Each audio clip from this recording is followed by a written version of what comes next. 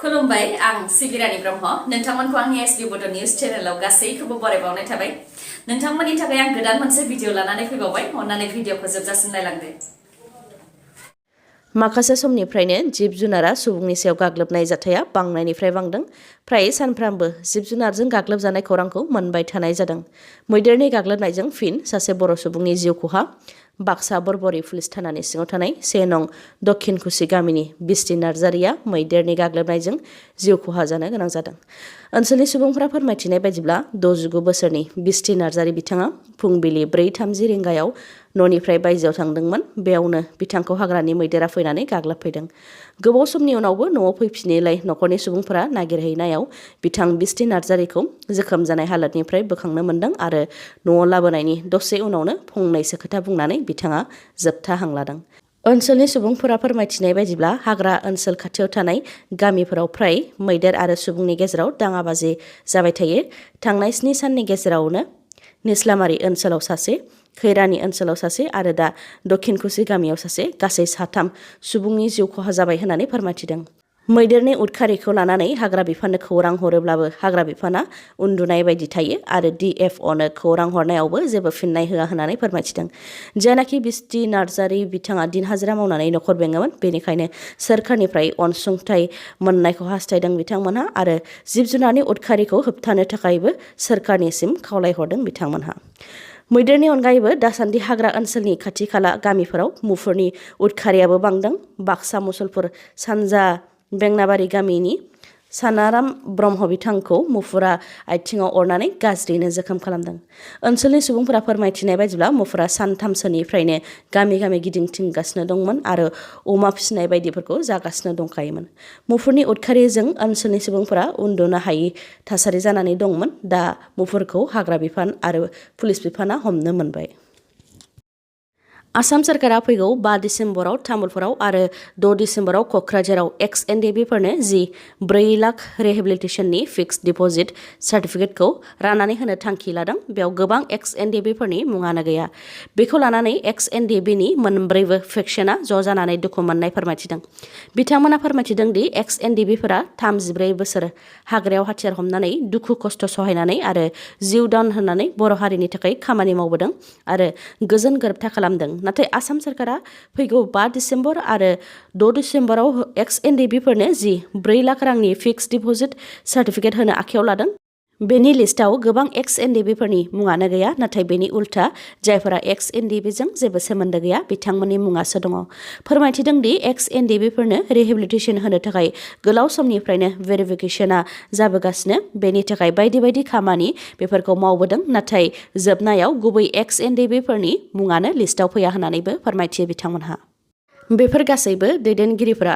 गाव गावनि मावनांगौ हाबानि सायाव गोसो गैयि आरो खामानिखौ मोजाङै मावैनि थाखायनो जानो मोनदों होननानै फोरमायथियो बिथांमोनहा बेनि अनगायैबो गुबुन गुबुन फेक्सननि सोद्रोमाफोरनो गुबुन गुबुन समाव रिहेबिलिटेशन होनो नागिरनायनि सायावबो हेंथा होनानै खेबसेयैनो ज' होनो थाखायबो खावलायो बिथांमोनहा रिहेबिलिटेशन होनायनि सोमोन्दै फोरमायथिनायनि अनगायैबो प्रमद बर' बिथाङा माखासे सम सिगांनिफ्रायनो 270 EX-NDFB फोरनि केसआ बोखारजादों होननानै बुंथिनायखौ लानानै बिनि सायाव बुंथियोदि दिनैसिम रावबो EX-NDFBनि केसआ बोखारजायाखै आरो केसआ बोखारजामारदोंब्ला बेनि रिपर्टखौ होनो थाखायबो प्रमद बर' बिथांखौ खावलायो बिथांमोनहा लोगोसे बुंथिबावोदि सोरबा गस्ला बायनानै हैनाय बायदि बायदि फिसा फिसा केस बोखारनाया EX-NDFB फोरनि केस बोखारनाय नङा गोबां EX-NDFB जायफोरना केस दङ बिथांमोनहा कर्टआव नुजाथि हैयाब्लानो एरेस्ट जागोन बेफोरबायदिनि केसखौसो बोखारनांगौ होननानैबो बुंथिबावो बेनि अनगायैबो प्रमद बर' बिथाङा सोरखार दानाय लोगो लोगोनो रन्जन दैमारि बिथांखौ उदां खालामगोन होननानै बुंथिदोंमोन नाथाय दिनै सोरखार दानिया 1 बोसोर जानो थांगासिनो दङ अब्लाबो रन्जन दैमारि बिथांखौ उदां खालामाखै होननानैबो बुंथिबावो आरो बुंथिदों दि जायनाखि EX-NDFBनि दुखु खस्थ' सहायनायनि थाखायनो दिनै गबिन्द बसुमतारी आरो बिआर फेरेंगा बिथांमोनहा बे बिबानखौ मोननो हादों बेनिखायनो EX-NDFB फोरनो रिहेबिलिटेशन होनाय आरो केस बोखारनायनि खामानिखौ मावनो थाखायबो खावलायहरो बिथांमोनहा भेरगावआव BPF दोलोनि राजखान्थियारि सांग्रांथि मेल खुंदों बे हाबाफारियाव भेरगाव आरो अदालगुरिनि BPFनि MCLAफोर दैदेनगिरिफोर दुर्गा दास बर' चरन बर' बिथांमोनजों लोगोसे गोबां दैदेनगिरिफ्रा बाहागो लादों लोगोसे बे हाबाफारिनि गेजेरजोंनो all India tribal students association आसामा हाग्रामा महिलारि बिथांनो होनाय जननेता भीमबर देउरि बान्थाखौ हाग्रामा महिलारि बिथांनि आखायाव गथायनानै होदों। बे बान्थाखौ आजावनानै हाग्रामा महिलारि बिथाङा गोजोननाय फोरमायथिदों आरो all India tribal students association आसामखौ साबायखर बावहरदों। बेनि अनगायैबो बे हाबाफारियाव बाहागो लानानै हाग्रामा महिलारि बिथाङा बुंथिदों दि बिटिसिखौ एबसुआसो सालायगासिनो दङ। प्रमद बर' बिथाङा एबसुनि अफिसाव जिरायनानैनो बिटिसिखौ सालायगासिनो दङ। जेनाखि प्रमद बर'आ एबसुनि मोनसे समनि आफादगिरिमोन, बेनिखायनो प्रमद बर'आ बेंगलि, एसामिस, आदिबासि, गरखा, मुस्लिम बेफोरनि थाखाय माब्लाबाबो खामानि मावनाय नङा, बर'नि थाखायल' खामानिखौ मावगोन होननानैबो बुंथियो बिथाङा। लोगोसे फोरमायथिबावदों दि प्रमद बर'आ बिटिआरआव ट्राइबेल नङिफोरनि हा बायलाय फानलाय खालामनायखौ बन्द' खालामनानै दोनदों। खालि ट्राइबेलफोराल' बिटिआरआव हा बायलाय फानलाय खालामनो हायो। बेजों बर' आरो बर' नङैफोरनि गेजेराव गोरोन्थि बुजिलायनाय जागोन।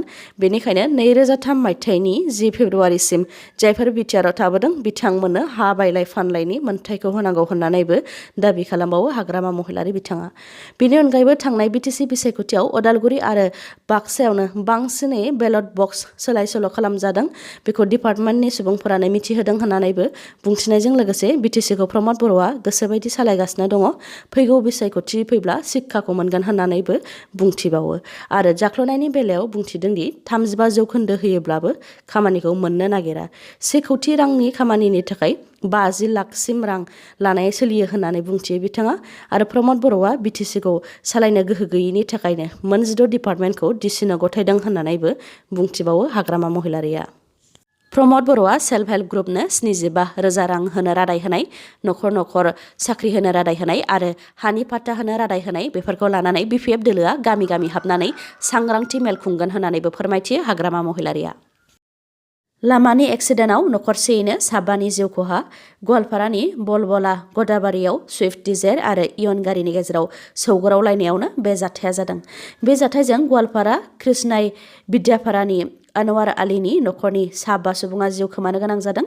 5नि मादाव आनवार आलीनि बिमा, बिफा, बिसि आरो 2 फिसा। 3 जायगायावनो जिउ गोमादों आरो 2 देहा फाहामसालियाव जोबथा हां लाहैदों। आनवार आलीया बे जाथायनिफ्राय खुनुरुखुमै जिउ रैखा मोननो हादों। गोसो गुदुं गेलेगिरिफोरनि थाखाय गोजोनथाव खौरां। फैगौ 9 आरो 10 दिसेम्बराव क'क्राझारनि साइ सेन्टाराव गेलेगिरिफोरनि सायख' बादा खुंगोन। बिटिआर ओनसोलनि गोसो गुदुं लाइमोन गेलेगिरिफोरनि थाखाय गोजोनथाव खौरां। क'क्राझार सहरनि साखाथियाव थानाय खाथालगुरियाव थानाय sports authority of India training सेन्टाराव फैगौ 9 आरो 10 दिसेम्बर 2021 मायथाइखालि साननैनि हाबाफारिजों गेलेगिरिफोरनि सायख' आनजाद हाबाफारि खुंनो थाखाय थि खालामदों। गुबुन गुबुन गेलेमु जेरै आर्चारि, टाइकन्ड, हौवा आरो हिन्जावफोरनि थाखाय उसु, हिन्जावफोरनि थाखाय एथलेटिक्स, हौवाफोरनि थाखाय बक्सिं बेफोर गेलेमुफोरनि थाखाय 12 निफ्राय 14 बोसोरनि गेलेगिरिफोरनि सायख' बादा खुंनाय जागोन। जायफोर गेलेगिरिफ्रा बे सायख' बादायाव बाहागो लानो गोसो बिथांमोनहा गावजों लोगोसे गांथाम पासपर्ट, सोलिफु सोलोंथाइनि फोरमान बिलाइ आरो जोनोमनि फोरमान बिलाइ, गेलेमुआव बान्था मोननायनि फोरमान बिलाइ, 24 घन्टा समनि गेजेराव खालामजानाय RAT आरो मेडिकेल फिटनेस सार्टिफिकेट आरो 72 घन्टानि गेजेराव खालामजानाय RT-PCR COVID-19 टेस्टनि फोरमान बिलाइखौ लानानै फैगौ 9 आरो 10 दिसेम्बरखालि फुंबिलि 9 रिंगायाव क'क्राझारनि साइ ट्रेनिं सेन्टाराव बाहागो लाफैनो हागोन। बे सायख' बादायाव सायख'जानो हानाय गेलेगिरिफोरखौ क'क्राझारनि साइ ट्रेनिं सेन्टाराव लाखिनानै थानाय आरो जानायनि खाबुजों फोरोंथाय होनाया जागोन। बेनिखायनो बे सायख' बादायाव गोसो गुदुं गेलेगिरिफोरखौ बाहागो लाफैनो थाखाय साइ ट्रेनिं सेन्टार क'क्राझारनि इनचार्ज प्रदीप कुमार ब्रह्म बिथाङा खावलायहरदों। कभिड-19नि गोदान भेरिएन्ट अमिक्रनखौ भारतावबो मोननाय जाबाय। कर्नाटकआव अमिक्रननि 2 केस मोननाय जादों। सासेया गुबुन हादर साउथ आफ्रिकानि 66 बोसोर बैसोनि आरो सासेया कर्नाटकनिनो सुबुं 46 बोसोर बैसोनि। रिपर्टनि बायदिब्ला कभिड-19नि गोदान भेरिएन्ट अमिक्रना साउथ आफ्रिकायावनो जोनोम मोनग्रोदोंमोन। बेनिफ्राय 29 हादरफोराव गोसारदों आरो दासिम 373 केस मोननाय जादों। भारतावबो कभिड-19नि गोदान भेरिएन्ट अमिक्रननि 2 केस मोननायखौ इउनियन हेल्थ मिनिस्ट्रिया फोसावदों। रिपर्टनि बायदिब्ला कभिड-19नि गोदान भेरिएन्ट अमिक्रना सिगांनि कभिड-19नि भेरिएन्टफोरनि रुजुनायाव 5 गुन गोख्रोंसिन। सोनाब बंग'नि गिबि मन्थ्रि ममता बेनार्जी बिथांनि हेंथायै एफआइआर होदों। एफआइआरनि बायदिब्ला मुम्बाइआव जानाय मोनसे जथुम्मायाव गिबि मन्थ्रि ममता बेनार्जीआ भारतनि नेशनेल एन्थेमखौ चेयाराव जिरायनानैनो खनदों आरो 3-4 लाइन खननायनि उनावनो खननायखौ बन्द' खालामदों। बेबायदि खालामनानै भारतनि नेशनेल एन्थेमखौ मान होयैनि थाखायनो मुम्बाइनि बिजेपि राजखान्थि हान्जानि सेक्रेटारि एडभकेट विवेकानन्द बिथाङा मुम्बाइ पुलिसनो एफआइआर होदों। सोनाब बंगनि गिबि मन्थ्रि ममता बेनार्जी बिथांनि भारतनि नेशनेल एन्थेमखौ मान होयि बे भिडिअ'आ ससियेल मिडियायावबो गोबां भाइरेल जादों आरो गोबां सोंखारिनायखौबो नुनो मोननाय जादों। दिनैनि भिडिअ'आ एसेनोसै। गाबोन आरो गोदान भिडिअ'जों लोगो मोनफिनबावगोन। नोंथाङा दासिमबो आंनि चेनेलखौ साबस्क्राइब खालामाखैबा अन्नानै साबस्क्राइब खालामदो, लोगोसे लाइक, कमेन्ट आरो शेयार खालामनो दाबाव। गोजोन्थों।